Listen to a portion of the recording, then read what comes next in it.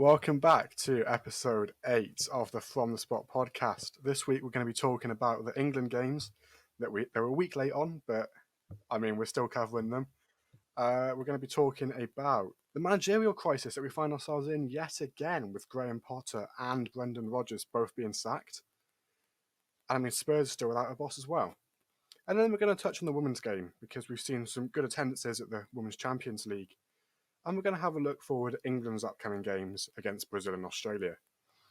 I think we'll start off with the managerial crisis. Luke, as a Chelsea fan, how are you feeling about it? He's been there less than 7 months and Todd Bowley's already got rid of Graham Potter. Well, it looks like the time's finally run out for Potter. The spell's been cast. He's been removed from his job at Stamford Bridge. But yeah, I know, as you say, it kind of points to the idea that this run 'em, gun 'em, fire, sacking whoever, whenever, the regime continues. Abramovich goes, Bowley and Clearlake step in, and it still feels the same sort of setup. I think the discontent amongst the fans and just the poor performances and results, it's one of those where I think his time was up weeks ago, really. But then you victories against Leeds and performances against Leicester and the Dortmund victory as well gives him some credit in the bank. But I think he was very clearly out of his depth. But I also think a lot of managers would have been. I think it's a difficult scenario when you've got 30 plus players in every training session. You've got players that clearly have attitude issues where they think that they are entitled to entitled to things certain ways, and they can dictate how things are done because of who they are and the club they're at. And I get it. Chelsea's a prestigious club and they have very high standards, but you have to allow someone the opportunity to make a change there. And we'll probably never see someone like an Arteta coming in with the turmoil that was caused originally at Arsenal. Given the time, it would be a case of, well, there's better options that can give us instant success out there. So, yeah, it's really interesting to kind of see who they look to go for now. A name that you've thrown out there as well as a potential candidate is Luis Enrique.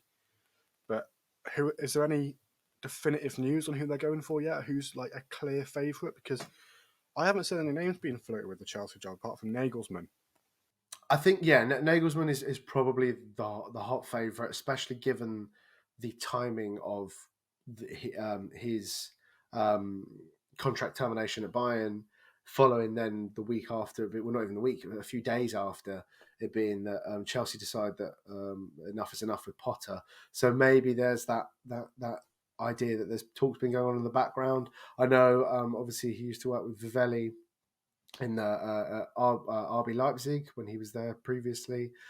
There's a lot of ties to that kind of model and the way that the imprint of how Red Bull have gone about with their branding and how they want to kind of the multi-club policies and their approach to kind of international football and dominating different leagues is very much what Clearlake and Bowley are kind of looking to replicate. So I think having a manager in that has experience with that sort of style of board and style of ownership, then that can be kind of beneficial.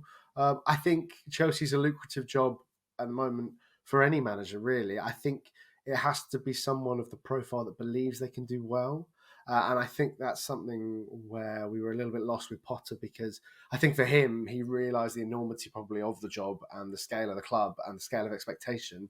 And it's a shame, really, because I think if you look at someone like Eddie Howe, where he was having his struggles at Bournemouth, obviously went at the time and was probably the right decision for the club in terms of letting him go. He took his time out. He went and listened to kind of the top tier managers. He spent time in Atletico Madrid, honing the defensive side of the game with Simeone.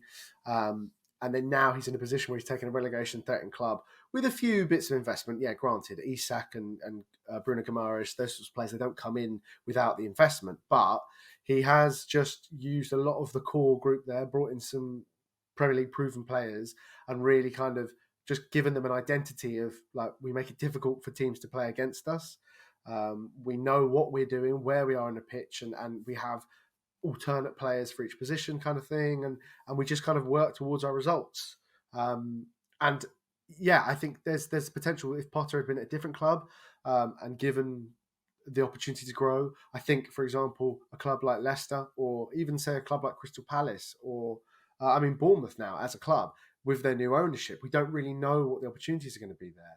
He could do well at Nottingham Forest, for example, if Steve Cooper is to go, because they've got money there. They've got the Olympiacos owner funding the club. So there's opportunity there. If he picks the right club, I really do think he could go on and keep going forward. And people will say Brighton was the right club, and that's fair. I think we can all look back with hindsight and say his success at the start of this season, which warranted him to kind of build on what he'd already been doing and give him that opportunity to be in the window for Chelsea to look at as the new manager. We probably should have waited and seen how a full season of that played out, seeing how they've ended up. There's all this talk that De Zerbi is much better than Potter. It's clear he's done as well and better than what Potter was already doing, but we don't know what Potter would have done if he stayed at Brighton. We have no idea. We don't know who he would have signed in January. We don't know what would have happened. There's a lot of ifs and buts when you kind of compare them now. And so I think it's a shame in that sense for him. Going back to kind of the Chelsea side of things, I think Nagelsmann's the front runner, but the thing that's kind of key here is looking at they have this technical board in place now, where a lot of the hierarchy from Brighton were brought over. A lot of the youth recruitment, those sorts of personnel were brought in to oversee different roles within the Chelsea board, and it's quite interesting, obviously, that they'll now be looking to prove that they weren't just fluking at Brighton. They need to be able to work together now, put their heads together, recruit the right man for the right job. I personally, as I said, like previously in a different article I think you put up on the website, that I kind of backed Luis Enrique. He would be my choice. Nagelsmann is a smart appointment to a point. The issue being, I think, is he's still young. He's still fairly unproven. He has managed at the top level. He's managed personalities and he's gotten good football out of them. So that's not something I would worry. I think it's more that we need someone who's fairly ruthless, but also has a presence to be, this is my football, this is how good it is. And Enrique's CV speaks for himself. He was able to kind of get over Guardiola's teams when he was manager at Barcelona previously, and I think Guardiola was at Bayern Munich at the time, and he was able to get one over on him in there, and I think he really would relish that opportunity to put his style of football into the Premier League. And as I said, I think for me, from my perspective, in terms of the attacking style and the chance creation that comes from Enrique's football, it's what the fans would want after so much discontent and kind of watching fairly aimless football for the last few weeks. But it's really funny. I was rewatching the highlights of the Aston Villa game, actually, just to put myself through more misery, really. But it was just to see there was a couple of chances where Mudryk could have easily scored. I think on a different day there was different chances as well, and the scoreline is completely different. And then you think how many of those, if you look back over the games, if players had just put the ball in the net, can scorelines be different? Could he be given time? Could he have really had a chance to put his style in? But we'll never know. No, I mean, it's a strange one as well, isn't it? The whole timing of it, because Graham Potter's sacking was announced, 12 hours after Brendan Rodgers, and there was this talk that Graham Potter would come and take the Foxes' job and maybe guide us out of the relegation zone, but he's since distanced himself from that move, and he's taking a break from football for the rest of the season, which I can understand. But the way I see it is, for Graham Potter, it's kind of a take the job now and prove your worth, because that Chelsea spell could leave his managerial career. It could take him so many different directions. If you take too much time out now, you get forgotten about. Yeah, the Brighton stint was very memorable, but Chelsea's kind of put a dampener on things, and maybe he's not ready at the top stage yet. When there's so much pressure, I think taking on a relegation job like you're going to get at Leicester gives him the chance to prove his quality and that he can get these results. But it's a gamble for him, and whether taking a couple of months out turns out to be the right thing or not. But I mean, Leicester's options now. I mean, we're linked with Rafa Benitez. Apparently, he's our backup to Graham Potter. Do you know what I mean? He's someone that said the Everton job was such a big challenge that he couldn't cope with it. How are you gonna use that mentality to steer the Foxes away from relegation with 10 games left? If that's your argument on things, and I didn't realise it was such a big challenge, you shouldn't be going for jobs like that. Settle for somewhere where you can go mid-table and try and push for Europe, not somewhere where not picking up 12 points in the next 10 games gets you relegated and sends you down to the Championship, where it's so hard to come back up from. I don't know what you think, Lucas, as a bit of a neutral about this, who should take over the jobs. Yeah, I mean, for me, I think Nagelsmann at Chelsea would be ideal. I think just even looking at his tactical setup at Bayern, he's had all these superstars and got them all playing well, which I think was the one thing that Potter didn't do at Chelsea. He had all the big names, but he couldn't make them gel, he couldn't make them work together. And we saw that at Bayern with Nagelsmann, so I think that's perfect. Moving on to Leicester, I mean, I think they're in a real struggle now. That they've waited so long to get rid of Rodgers, when now you're looking at managers that are even just happy to go down to the Championship. Like, the level of managers that you've had has gone right down now that you've wasted these last few months with Rodgers. And then you go to Spurs as well, and then they're sort of the in between of Leicester and Chelsea. So I don't know who should go to Spurs though. So the way I see things, I think for Spurs, someone like Ollie Glasner is perfect because he's got that ambition and he's okay. They went out to Napoli, but I mean anyone's going to lose to Napoli at the moment, apart from AC Milan last night. But it's not a thing to be embarrassed of. Do you know what I mean? When you face Napoli in European competition this season, you should expect to lose. It's kind of a pre-written sort of thing. But it doesn't change too much the style of football. Do you know what I mean? Daniel Levy is obviously someone that seems to opt for defensive-minded managers. Ollie Glasner likes that. He likes playing with a five-back and then using his wing-backs. And I mean, I think for Spurs, changing too much in one go could cost them. I don't think they can change it all in one go. It just wouldn't work when there's so much on the line at Spurs. You know what I mean? It feels like getting the right appointment now could either set them up to fail for the next 10 years or send them to success.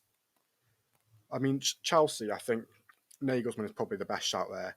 I mean, I can't see anyone else coming into that job and doing the right thing, apart from maybe Brendan Rodgers, which is a strange one because while he's failed at Leicester. But the thing with Brendan Rodgers, and I can see you laughing, Luke, but when he takes over a new team, he does He's all not right. good enough. No, he's not good enough. He's not good enough. I can't. Rhys, I'm sorry. He's not. When he takes over a new team, we've seen it at Liverpool, we've seen it at Leicester. He does all right. It's when those players start to drop off and he's got to replace them. That's what we struggle with because he just doesn't know how to recruit players. When he's got a squad of 30 players or so, like he's got at Chelsea, you know what I mean? He's got those options. You can't deny the players that he's got at Chelsea are such good quality.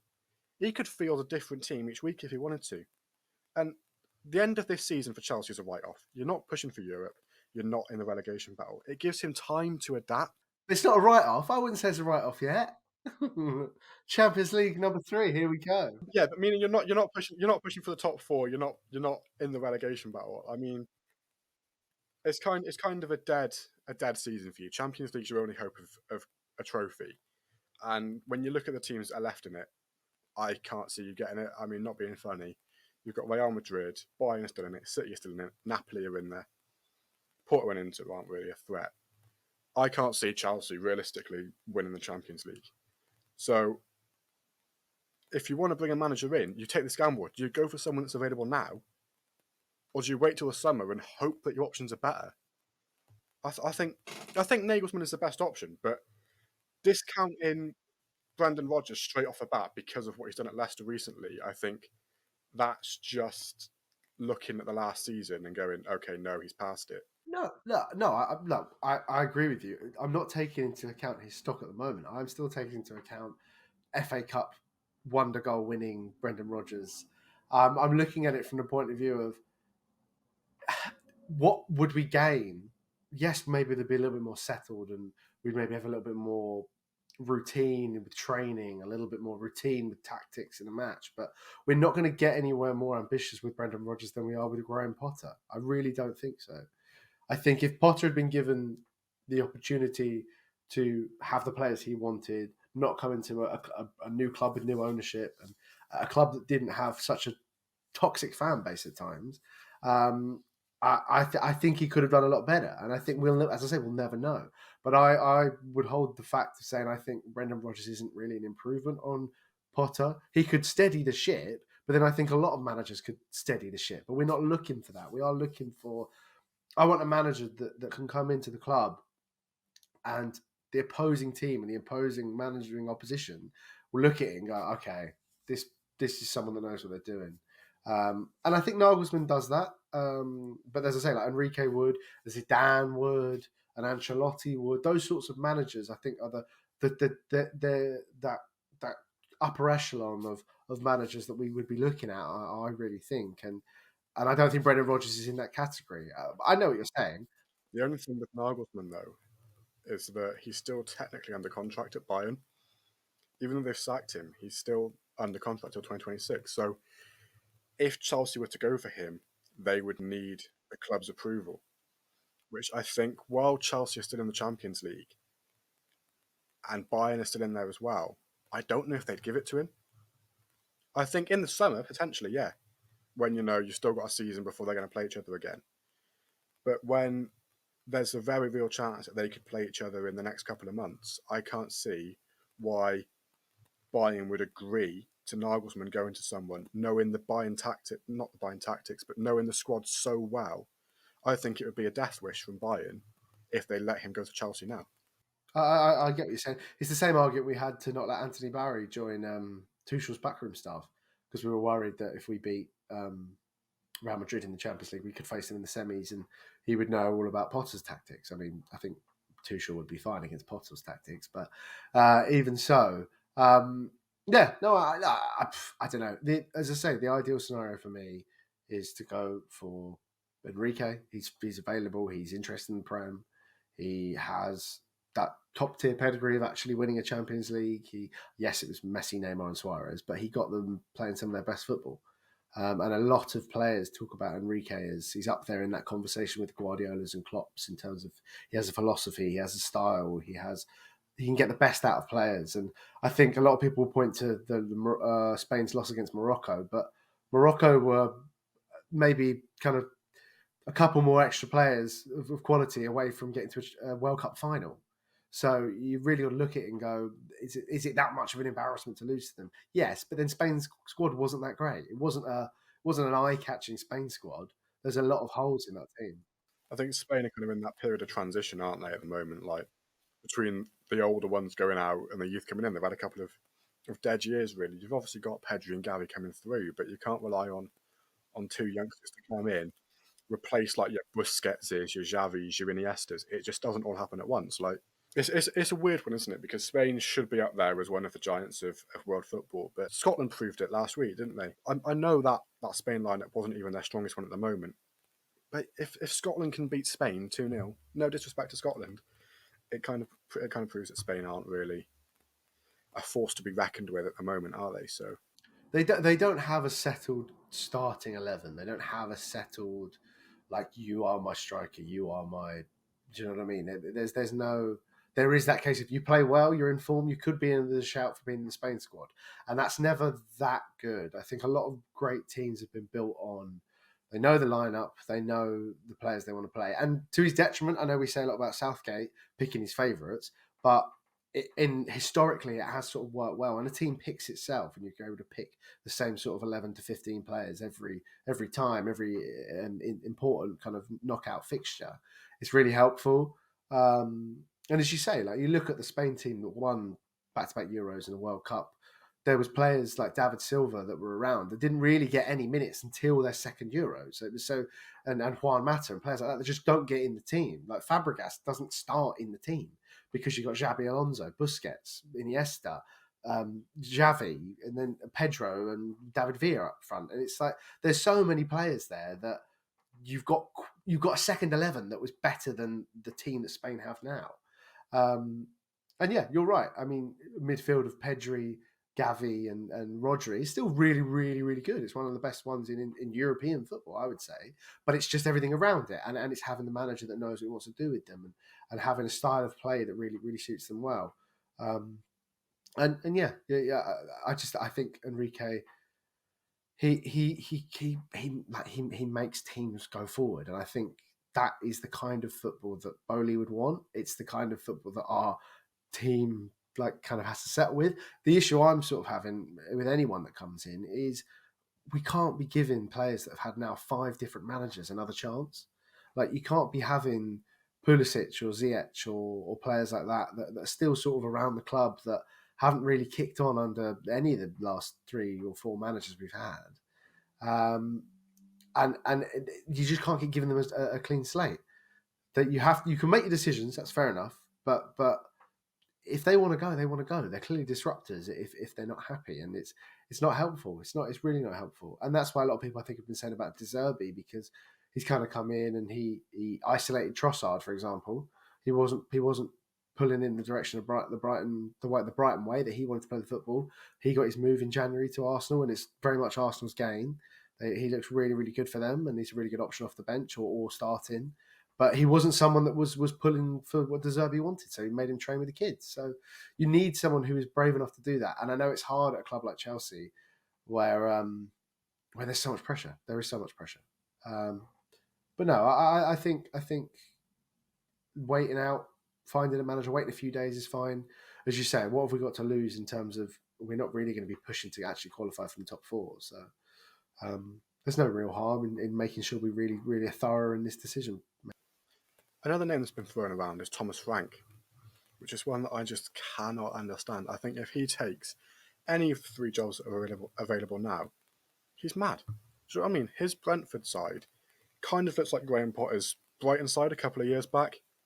I think if you leave that, a Brentford side that's pushing for Europe, pushing for the Champions League even, for either Chelsea that are lingering in mid-table, Leicester that are relegation threatened, or Spurs that are, they're pushing for Champions League too, but achieving Champions League with Brentford is a lot bigger achievement than reaching the Champions League with Spurs.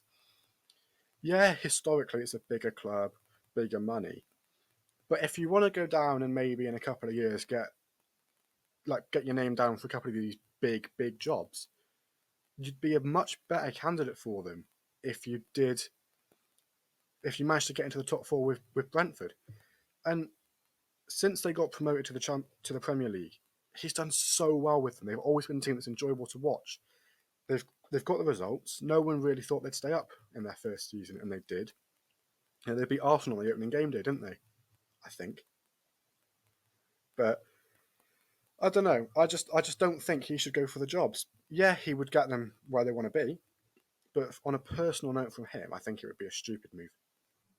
It's really interesting kind of looking at it now, particularly with the introduction of the Conference League, because it's a lot easier for that sort of club that can push for 8th and 7th position to go, do I hold out here, try my luck on the European stage, and potentially go down as a legend as a Brentford manager by winning that club a Conference League trophy in a couple of years, potentially.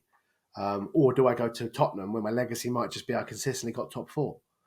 It's a balance of, actually, you know what, let's stick it out, let's give it a go. What more am I going to achieve? And if we keep doing well and I have faith in my process, then these jobs will still be there. It's not like he's the front runner for any of these jobs. It's just he's an option. So it's the same with someone like Ruben Amorim, the Sporting manager. The fact that they've now kind of gone through in the Europa League, I think he's untouchable. I think he'll want to see out the season with Sporting, see if he can get through. It's Juventus, I think they've got in the next round. If he can overcome them as a Sporting head coach, then his stock rises even further, and it gives us an opportunity to kind of be heralded in the same way of Mourinho at Porto. Yes, I know he won the Champions League, but okay, Villas-Boas at Porto. Like if he can go on and do something for a Portuguese team to win the Europa League, it's very well regarded over there, and it should be. It's a big European trophy, especially when you're coming from a club that isn't one in the top 5 leagues. So, I think I agree. There's a lot of managers that are kind of been spoken about in these sorts of roles to be going for these jobs, but I think they've got their own kind of personal trajectories of like, I want to finish the season, and that's the problem, as Lucas touched on there. Like, a lot of these clubs have now waited too long to get anyone of quality. I think the only redeeming factor for Chelsea is just because of they are one of the top 6-8 clubs in the world, so these jobs don't come around every week. I mean, we touched on Spain there during your point about Luis Enrique, but I want to move it on to England. we said in the last episode that the game against Italy might be a bit of a struggle and we should cruise past Ukraine. We won both games, which is quite a big one. I don't think anyone was expecting that, to be honest. Harry Kane's become England's all-time record goal scorer, and then leveled the record in Italy, or did he break it in Italy? Broke it, didn't he? Whatever he did, he got another one against Ukraine at Wembley. Awarded the golden boot ahead of the game, and he's only 29. It's what level does he actually reach now? Because there's a point where you've got to say, okay, you're not going to win anything at Spurs. That's just a given. Do you really want the only trophy you've got in your cabinet to be a golden boot? I get being the top scorer for your country is a huge achievement, and I'm not trying to take away from that. But if you're that quality, you've overtaken Wayne Rooney. Like, if you're that quality, you should be at a club that's winning other trophies. Otherwise, you just wasted your career. And he's not even a Spurs fan. He can't even go the whole thing of, oh, we'll just stick it out at like my boyhood club and try and win them a trophy, become a club legend. Why would you want to be a club legend for your childhood team's biggest rivals? It doesn't make sense. Like, I don't know. I think there's so many better things he could do. Yeah, but then I guess he's in that middle bit of the clubs that are looking at him can't afford him because obviously he's Spurs' main man. And then, so yeah, the big, Man United is always linked with him, those teams. I know Bayern Munich a couple of seasons ago, but then Spurs was pricing him at 110, 120 mil. And then you've got the likes of Osimhen coming through, who's a lot younger, and they'd rather go for him. So I think even for him, it's just hard to get a move now unless he, causes a storm in the dressing room and Spurs just want to get rid of him. But I don't think he's the type of player to do that either with how long he's been there. So I think he's in a bit of a sticky situation at the I moment. think the problem he's got is, yeah, he's a lot older than the likes of Osimhen. But at 29, once you hit your 30s, you do become a lot less valuable, and maybe clubs don't want to spend the big money on him, but we know what Levy's like, and he still demands those fees in excess of 100 mil. I think if he's going to leave, it's got to be this summer. It sounds mental, but otherwise it's just dragging on a little bit, and I think clubs are going to be looking for a new striker this summer. Do you know what I mean? United are still desperately in need of one. Rashford, he's been good this season, but he's hit and miss, isn't he? I think if you move Rashford out to the left flank, Weghorst came in as a striker, being played at a centre mid. I don't know what's going on there. I think United could be linked with him, and if they get these new owners in time, they might be looking for a statement signing, and Harry Kane wouldn't be a bad statement signing by any means. I think a lot of it comes down to, I'm pretty sure now he's got the England record, he's got the Tottenham record, he wants the Premier League record, so I really do think he'll be staying in this league. And I kind of, the pieces are sort of falling into place where a lot of talk last season he could have gone to Man City, but now obviously they're set up with Haaland and then Alvarez, who filled in very well this weekend without Haaland. They looked frightening City at points against Liverpool. But I think Man United is set up for him to go there. You're right, the fees a lot, and I think he wants to go, but I don't think he's as ambitious as people have expected from him. I think in his back of his mind, he's looking for Premier League record and to win something with England. That would be what he would consider his legacy. He's done the Tottenham part. Now he wants to go and do the Premier League part, so he's considered an all-time great in any conversation. And then he wants to win something with England, so he goes down. He'll get knighted. He's not going to become Sir Harry Kane if he wins the league with Man United, but he will become Sir Harry Kane if he wins the Euros or the World Cup. So I think the point you made there, though, about Julian Alvarez at City as well is another interesting one, though, isn't it? Because he came in as a backup, kind of an unproven sort of player. But he's proven that he has Premier League quality to be a starting striker for a big team. It would be a massive move. But again, someone like him at United, I can't see it happening, but he wouldn't even be a bad shout if they were to look into it. the thing he does, I'd say everything. He does a lot of what Haaland does. I don't think he has quite the commanding presence where you see Haaland going up for what other people would go for a header and he puts his foot there. I think it's a bit there's some ridiculous things that Haaland does, but he has all the top quality to look like and go, oh, hang on a minute, I thought we got rid of Sergio Aguero. I didn't realise he was still at the club. It's very much that kind of ilk of player I look at and go, he fits seamlessly into the team. He's very much a team player. He'll run for days. He's got a great first touch. He's got instinctive. He's instinctive around the box. So he's exactly what you need for a modern day forward. But he's not Haaland, is he? He's not in that conversation. And I think he may end up becoming that if he moves to another club. But I don't see him moving. I think he's happy there. He knows he'll win a lot. And he knows he can push. And I think it's a case of he can stick it out there for a couple of years, like Jesus did. I think it's very much the idea of I'll stay here. I'll try and get my chance. Every time I get the opportunity, I'll play well if I can. And then we'll see what happens. I'm still young enough that if this doesn't work out, I get a move to a different club and I can still go on there. And I think we're seeing the benefit now of Jesus. I think it's a shame with his injury that we didn't get to see more of him this season, but he's really been integral to the standard that's been set at Arsenal of knowing we've got winners now within this crop of young players. We're really onto something here. And we spoke before about thinking whether or not City will catch Arsenal, but I don't think they'll give them the chance. I really don't. I think there's moments against the start of the Leeds match. It was a little bit nervy. It was all the first 20 minutes. Leeds looked like they had a couple of chances, but it just then goes the way of Arsenal, and it's the inevitability of saying, yeah, they concede a goal, but they're always more than likely going to be scoring the next one. I'm sure Lucas can say a bit more on it, but yeah, I think we are at a point now where if we're talking about managers coming in with 10 games to go, there's not a lot they can do. It's a strange time to sack a manager. To be talking about a title race when Arsenal are they're 7 points clear at the moment, and I know, or 5, they're 5 clear, but I know they've still got City to play. But I think if they can get a positive result from that match, then the league is theirs. I really do. I think as long as they don't lose against City, they've won the league. I think even a draw would be fine for them, to be honest. Keep that 5-point gap. Because when you look at that 5-point gap, you've got to think, right, for them to bottle that, they've got to lose twice. And I just don't see that Arsenal side losing twice out of 10 games. But I don't see City winning all their fixtures either. So if they do, I still see City getting a loss in there.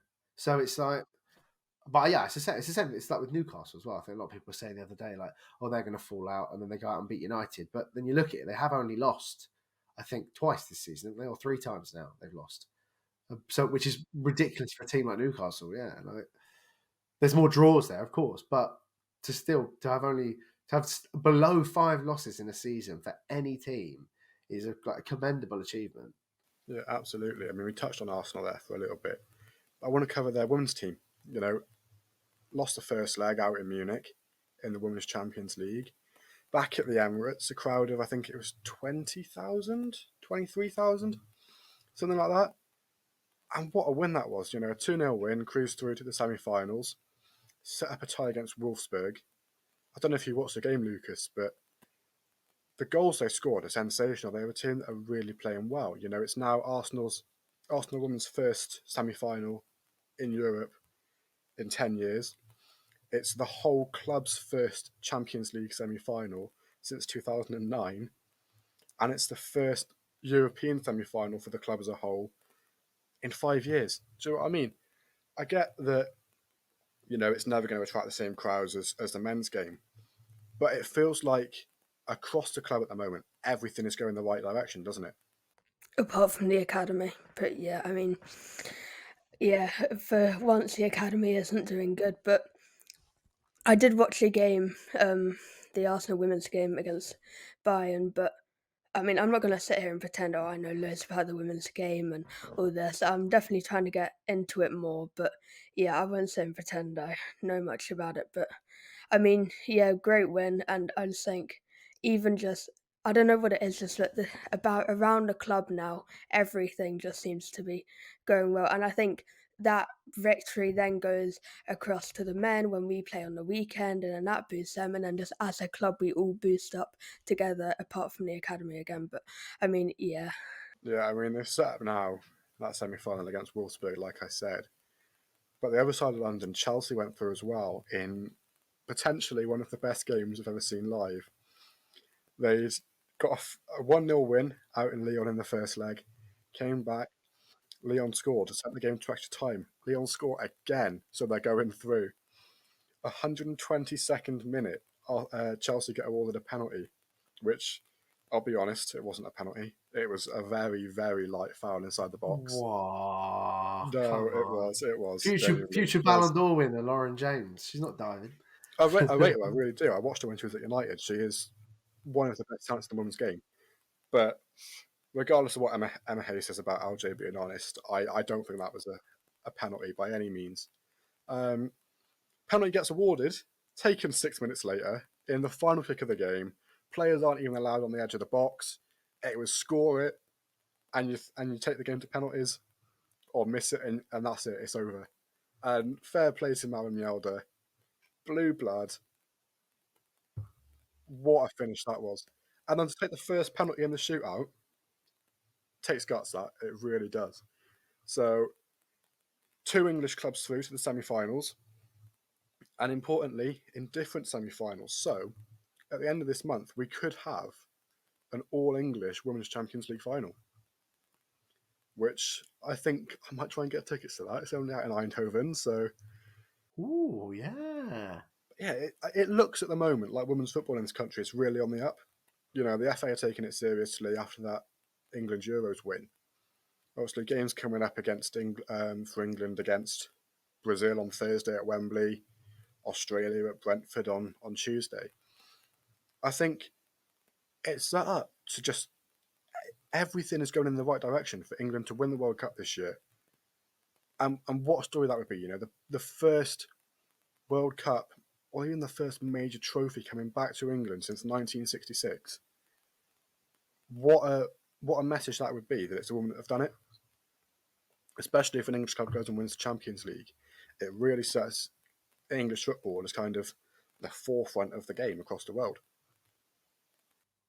Yeah, it's very much a promising time, and it's very clear to see that we're really pushing on, as you say, that the game is evolving and adapting very, very quickly. And I think in years to come, people will look back on what it's like now and be very confused as to why the women's games weren't put on at ideal times for match-going fans to go to both men's and women's football, or there wasn't as much kind of sponsorship opportunities or as high paying earning opportunities as there are in the men's game for women. We're only going to get more and more girls interested in the sport from a young age. We're only going to get more and more high quality performing footballers. We touched on like Lauren James, for example. This like someone like Fran Kirby. I remember when she first kind of started playing for Chelsea, she really stood out. She sort of played in a different manner, a different style to what you would normally see for a women's football match. And I think that's just going to start becoming the norm. I think the quality of the academies will improve, the quality of the training at a younger age will improve. So the breadth of as I say, of people looking to play the sport will improve. So we're going to get more talented people playing because they're interested in playing and it's a viable career option. So yeah, the future is bright, and it's really, really nice to see that England are kind of leading the way. The attendances are picking up as well. I got into quite an interesting conversation with someone the other day as to, you know, why aren't all the games played at the main grounds? And I think the way that the clubs see it is by reserving the main ground for one-off fixtures, like I know Arsenal did it against Spurs in September. By keeping it for your big games, it's more of a publicity thing. Do you know what I mean? You can build up the hype for this one fixture, have a massive crowd, and hope they all come back. You know, when you go back to playing at the smaller ground. Leicester have done it now that unless there's a clash with the men's fixtures, they're all played at the King Power, and it's actually hurting the club because there isn't that appeal of having a game at the main ground because you could go any weekend to the King Power and watch Leicester women. The attendances are kind of split out over the season. So rather than getting, 50,000 in for a big game, I know you couldn't at the King Power, but 30,000 in for a big game, I was thinking of the Arsenal Spurs attendance. But yeah, rather than getting a big crowd in for one game and then having maybe 2,500 at Burton's ground for the rest of the games. They'd rather have like 3,000 a week at the King Power, and it just doesn't work out because, do you know what I mean? You haven't got this big push. I haven't seen anywhere about the marketing that the women play at the King Power. Whereas you walk down Arsenal, you walk down by the Emirates, or you walk down by the Tottenham Hotspur ground the week before they've got a game there, and it's plastered everywhere. It's such a big deal. I know the Etihad hosted the Manchester Derby a couple of years back, and it was in the news beforehand that they're playing at the women's ground and whatever. By hosting women's games in the main grounds week in week out, the atmosphere is dead because you'd rather have the same amount of fans in a smaller ground where the sound fills out and you've not got empty seats everywhere. It's not a good image if you take 10,000 fans to the Emirates every week. It looks empty. It's kind of like, well, no one can be bothered. It's bad press, isn't it? But having said that, Wembley this week even, is a sellout. The Brentford game for England Australia is a sellout. Arsenal and Chelsea have both sold. They both sold 10,000 tickets for their semi-finals within the opening 24 hours of them going on sale. So it's clear to see there's a demand for it, and I think within a couple of seasons we won't be far off the game deserving to be played in the main grounds week in, week out. We're just not at that stage yet.